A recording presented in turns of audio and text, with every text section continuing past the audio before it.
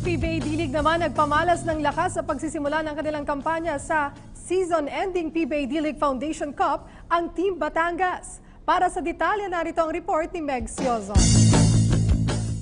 Sa pamumuno ni point guard Joseph Sedorifa na kumamada ng 17 points, 3 rebounds at 4 assists. Dinomina ng Team Batangas ang newcomer na marinerong Pilipino 92-83 noong isang gabi.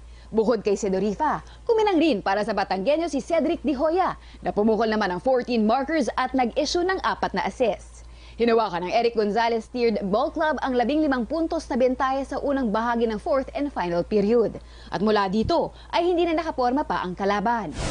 Kasi I've known Coach Koy for so long. Actually, mentor ko siya. Pagdating sa fundamentals, kailangan number 1 ka for you to win against his team. Kasi grabe mag-prepare yun.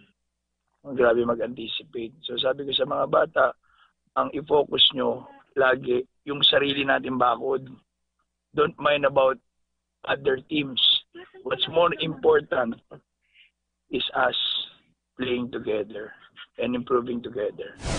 Pinuri rin ni Gonzalez ang malapader na depensa na ipinatupad ng kanyang mga players sa match-up kontra Coy Banal mentored squad.